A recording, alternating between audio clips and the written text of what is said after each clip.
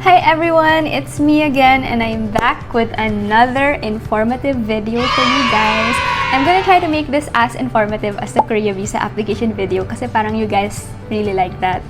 So, this time I'm gonna give you the step-by-step process of what to do before your flight and yung step-by-step process when you arrive in the airport and then when you arrive dun sa airport nung destination na pupuntahan ninyong country. So, let's start. First is to compile all of your travel documents. Now, I created a checklist. Let's go through this one by one. But my suggestion is, bumili na kayo ng parang envelope or something na doon nakalagay lahat ng travel documents nyo para hindi kayo stressed pag nasa airport na kayo. So, ano ba yung laman ng travel documents envelope? One is your visa, of course. Kailangan yan, i-check yan sa check-in. So, your visa, just one copy is okay. Passport nyo, it's very important the day before your flight, i-print nyo na yung kailangan yung i-print. Like yung boarding pass nyo, yung hotel booking nyo, and also yung travel tax receipt. Now, alam ko yung ibang flights kasama na yung travel tax doon, like sa PAL, pero yung iba atang mga budget airlines, separate pa yung payment ng travel tax. So, you have to go to the TIEZA website and pay online before your flight. And then, you have to print 2 copies of the receipt that you will get once you pay for your travel tax. It's like 1,600 pesos yata. So, I'll put the link here. Then, yun. So, 2 copies of your travel tax receipt. And then, your company ID, just in case nahingi ng immigration officer because, alam mo naman sa Pilipinas, medyo hirap umalis ng bansa. But I'm gonna talk about that later on. So, checklist muna tayo. Your company ID, your approved leave of absence. Though, ito ata hinihingi lang siya kapag government employee ka. Parang required na meron kang leave of absence. So, yun. Ako hindi na ako nagdala kasi hindi naman ako government employee. Pero sabi nila, pag daw government employee, kailangan may dala kang leave of absence. Then, next is your e-travel QR code. Now, this one, you can get it from the eGov app. So, eto, nagulat ako pagpunta ko sa airport kasi may ganun na pala, may eGov na pala ngayon. So, basically, you have to download the eGov app in your phone. Papakita ko na lang dito, yan, eGov app, tapos, kailangan mong mag-sign up, and then, meron doon nakalagay na e-travel, tapos parang i-fill out mo yung form na yon. Then, once you complete that form, merong QR code. So, screenshot mo lang yung QR code at least a day before your flight, and then, pag pumunta ka sa airport, papakita mo na lang yan. So, it's very easy. Then, yun na yun. Actually, yun na yun. Yung mga tips ko lang dito sa part na to is, yun nga, don't forget to pay your travel tax online kasi guys, sobrang haba talaga ng pila sa airport. Then, yung e-travel din, gawin nyo na siya before your flight. Kasi ako, nahassle pa ako pagdating ko doon ko dinownload yung eGov app, doon ko dinownload yung e-travel, nag-fill out yung e-travel. So, ang tagal. Tapos, na-stress pa ako kasi may mga OTP pa, ganyan. Hassle. Another important thing to bring is, of course, your cash na yung ipapa-exchange mo when you go to the country that you want to go to.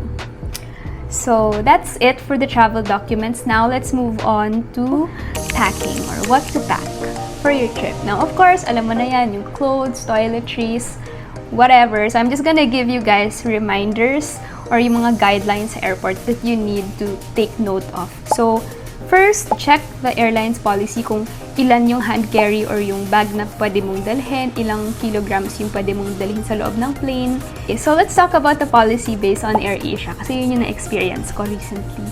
So, they allow you to carry 2 bags. 1 hand carry luggage. So, it can be like a small maleta or a small, parang yung duffel bag. And 1 small bag. So, meron kang purse, meron kang sling bag, or like attache case, whatever, ilalagyan mo ng mga laptop. So, you can only bring like these 2 items. Yung hand carry mo for like, yung hand carry mo na luggage, na like for your clothes and stuff, and a small bag for your personal items. And yung combined weight nung dalawa na yon should be not more than 7 kilograms. So, hindi pwedeng 7 kilograms yung hand carry mo, tapos may extra ka pa na small bag. No, that's not allowed. So, ako, mineasure ko talaga yung bag ko na dapat less than 7 kilograms siya. Kasi, syempre, ayokong magbayad ng extra 1,200, diba? Parang mahal. Anyway, if talagang hindi kasha yung mga damit mo, let's say, dami mo talagang damit. Ako kasi 5 days lang yung trip ko, so, napagkasya ko naman na 7. Pero, let's say, 2 weeks ka or 1 week ka, marami kang damit. If ayaw mo magbayad ng 1,200 na check-in baggage, si AirAsia, meron sila nung extra hand carry option, which is around 400 pesos lang siya. You're buying an extra 7 kilograms for only 400 pesos. That's way cheaper na, diba? And wala ka nang kailangang i-check-in. Haba rin kasi talaga ng pila, guys, dun sa check-in. As in, it takes like 1 hour at least pag mag-check-in ka ng baggage. So, ako talaga, if I were you, huwag ka na mag-check-in talaga ng baggage. It's not worth it. And then ako, yung ginawa ko bilang, di ba nung pauwi na ako, syempre may mga pasalubong na ako. So, nag-worry ako na, hala, baka more than 7 kilograms na siya. So, what I did was I wore a coat. Meron akong dalang coat, tapos marami siyang pocket sa loob.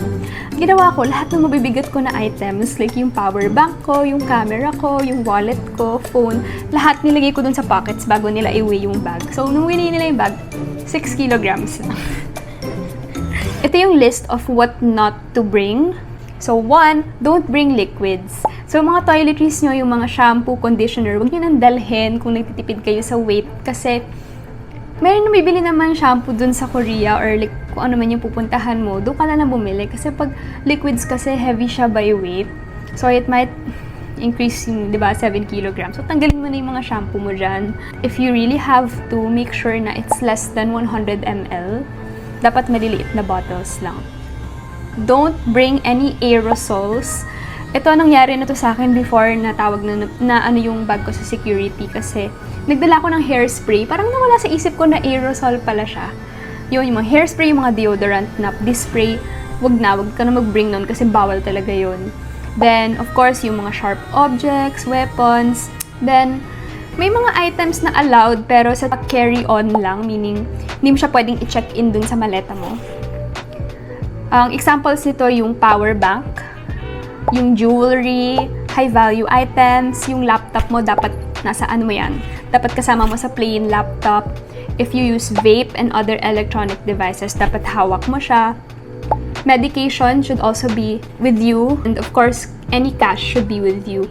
Yung mga nilist ko na yun, you can't put it in your checked-in baggage. So, yun. Take note of that. Then, next is, of course, okay na, nakapack ka na, meron ka ng documents. Now, you have to go to the airport. First tip, make sure to arrive in NAIA 3 hours before your flight. Just to make sure na hindi ka masa-stress. Kasi ako, dumating ako like 2.5 hours before my flight. And dahil sa sobrang haba ng pila sa immigration and security, guys, na last call ako. Na final, grabe yung stress ko na security ako, tapos tumatakbo na talaga ako papunta sa boarding gate ko. Takbo talaga kasi last call na. Tapos, 'di ba? Parang imagine if na-late ka sa flight mo, parang sayang yung gasto. So, if I were you, like at least 3 hours before your flight, pumunta ka na kasi sobrang risky talaga if magto 2 hours ka lang, 2.5 hours. Then, yun. Basta I have a video about it. Panoorin nyo na lang. Okay, so when you go to the airport, ano po sinasabi? When you go to the airport, first step is check-in. If you have yung big bag na more than 7 kilograms, pupunta ka sa counters kasi like, ibibigay mo sa kanila yung bag. I-check-in mo yung bag mo para ilagay nila sa plane. Then, if you have hand carry naman, well, for me kasi, wini-weigh talaga nila to make sure na pwede siya for hand carry. So, pipila ka pa din talaga kasi i-weigh nila yung bag mo. Then, bibigyan nila sa'yo yung boarding pass. Next is immigration. So, meron ka ng boarding pass, then you go to immigration. Dito mo gagamitin yung eGov QR code mo. So, just make sure you have it ready on your phone, yung QR code para pipila ka lang, and then pag tinawag ka na ng immigration officer, papakita mo lang yung QR code, and then may mga interview questions lang siya na sasabihin, tatanungin sa'yo. You just have to answer them truthfully. Then, pipicturean ka, tapos may fingerprint thing. And then, that's it. Parang tatakan niya yung passport mo if pwede ka nang. Parang cleared ka na sa immigration. Now, ako, wala naman kasi masyadong tinanong sa akin yung immigration officer, thankfully. Siguro nakita niya sa boarding pass ko na malilate na ako sa flight, so mabait siya, hindi na niya ako hinasel. So, wala siyang tinanong sa akin. Tinanong lang niya, sabi niya, nag-work ka na? Sabi ko, yes. Sabi niya, anong work mo? Sabi ko, sales. And then, tinatakan na niya. Kasi one-word answers lang talaga. So, I think yun yung nag-work. Parang one-word answers lang. Don't give any extra information. For example, tinanong niya, what do you do? Anong work mo? Pag sinabi ko pa na, government employee, ayun ako, ang dami pang tatanungin. Ang dami pang tatanungin niya na, okay, may leave of absence ka? May ID ka? May mga ganun pa. Diba? So, parang, huwag mo na sabihin. Parang for me, if you're a government, don't lie naman na. Pero sabihin mo lang, kunwari, if you're being asked, ano yung job mo? Tapos government ka. Sabihin mo na lang, I work in finance. Like, sabihin mo na lang yung department mo. You don't have to say the company. You don't have to say so many details kasi baka maano ka pa. Marami pa yung tanong. So, akwari ako tinanong, what do you do? Sabi ko, sales. Hindi ko na sinabi kung anong company. Anyway, yun lang naman yung immigration. Just answer truthfully with confidence. And I think I don't know, feeling ko yung aura mo also has a factor. Like, if you look presentable or if you look like madalas ka nang nagta-travel, then siguro hindi ka nila masyadong i-grill or parang ipapalagpasin ka na lang nila. Kasi, di ba, as an IO, hindi mo naman i-interviewin lahat. Parang pipiliin mo lang din by look or by judgment kung sino yung mga feeling mo magti-TNT. So, I think just as much as possible, try to act like hindi ka magti-TNT. I mean, hindi ka talaga magti-TNT, di ba? Pero, at least, like, look the part. Parang, be confident. Pag sinanong ka, hi, good morning, yung maganon ka lang, yung nanginginig-ginig ka. Like, just be confident, be calm. Kasi, kung wala ka naman talagang intention na mag-TNT, then you'd have nothing to hide. Okay, so nakapasa ka na sa immigration. Good job.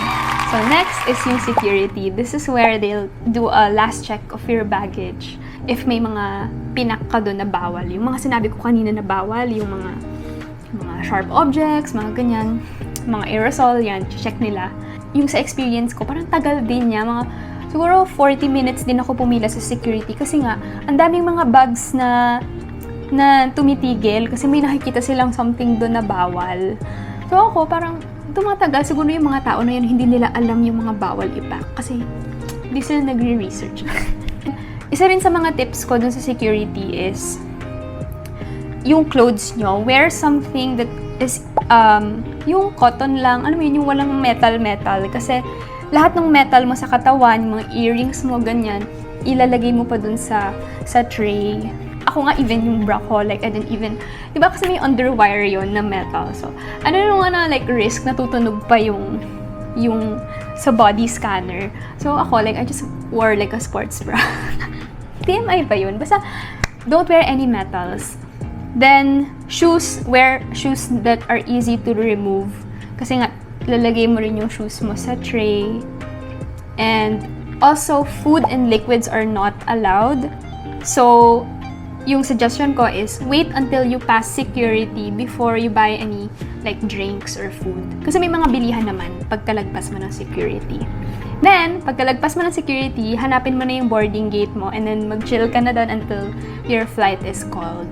While nasa boarding gate ka and while you're waiting in the airport, these are the important things that you need to make sure you have while you're still in Manila, like bago ka pa lumipad. So, one is you have to download all of the apps that you need for your travel. Like, if you're going to Korea like me, I downloaded yung Google Maps and yung Naver Maps. I downloaded Kakao Taxi, yung Papago, which is the parang translator app, yung Discover Seoul Pass na app, yung WhatsApp, Line, and Kakao Talk, kasi yun yung ginagamit na app sa Korea for communication. Parang yun yung Viber nila. Then, Klook, if meron kang mga binook sa Klook, like make sure you have the app. And pagka-download mo ng mga app, i-check mo na agad, like mag-register ka na. For example, yung sa Naver Map, parang kailangan mo mag-register ng account, ng email, ng number. For example, yung sa WhatsApp, di ba kailangan mo mag-register sa WhatsApp? And yung mga things na yun kasi it requires OTP. Yung pag magsa-sign up ka ng new account, may OTP na marireceive. So, while you're still in Manila, sign up ka na para... Ang hirap kasi pag nandun ka na sa ibang bansa, tapos parang wala nang signal yung globe doon, di ba? Wala nang signal yung smart. Paano mo marireceive yung OTP? So, do everything that needs OTP. Like, if you have to transfer money from your bank accounts, transfer mo sa GCash, or whatever, like, sa Discover Soul Pass, if you're gonna purchase eSIMs there, tapos credit card mo yung gagamitin, lahat yan may OTP na kailangan. So, make sure that you do all of those things before you leave Manila. And kung gusto nyo naman, hindi kayo ma-hassle, edi mag-buy kayo ng roaming SIM or mag-register kayo sa roaming para even if you're there, makaka-receive ka pa rin ng mga texts and OTPs. Then, once ano ka na sa may boarding gate, marami mga kainan doon. And my suggestion is, bumili ka na ng take-out food mo. Like, may burgers doon and bottled water to save money. Kasi once nasa airplane ka na, ang mahal na ng mga pagkain doon. And for sure, magugutom ka in the 4 hours na nandun ka sa plane. Ako, bumili ako ng water sa AirAsia, parang 80 pesos. 80 pesos yung tubig nila. Kung mahal naman. Okay, malapit na matapos. Oh my God, napapagod na ako. Whew! Okay. So, yeah, nasa plane ka na. And then, you're gonna arrive at the Incheon airport. When you arrive, the first thing that you're gonna do there is yung health declaration nila. So, check yung temperature mo, dapat wala kang lagnat. Then, pipicturean ka, tapos passport scan.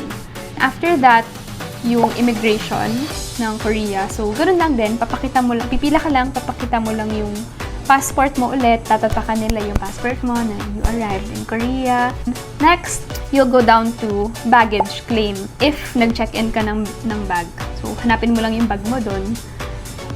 If wala naman, diretso ka na dun sa may currency exchange. So, right after the baggage claim area, meron dun sa may exit na currency exchange. Then, pupunta ka dun sa arrival hall. So, paglabas mo dun, punta ka sa pinaka-left side, nandun lahat ng mga booth.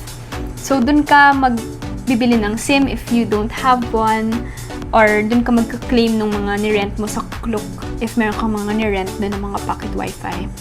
If wala ka pang transportation card, buy one, yung T-Money card, yun yung ginagamit sa mga bus and sa mga train. And from there, pwede ka nang sumakay ng bus or ng train going to like Myeongdong, going to Seoul Station, going to Hongdae, like straight from the airport. So it's very, very convenient.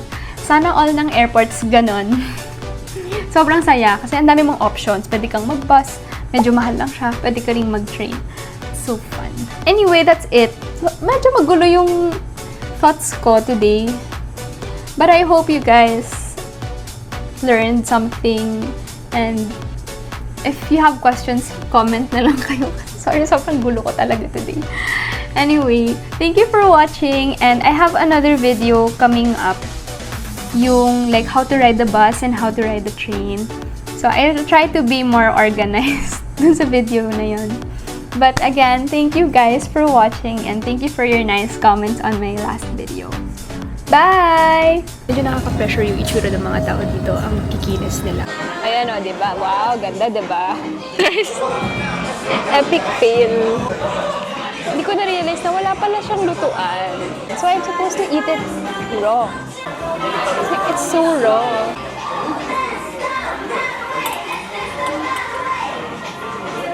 Mm.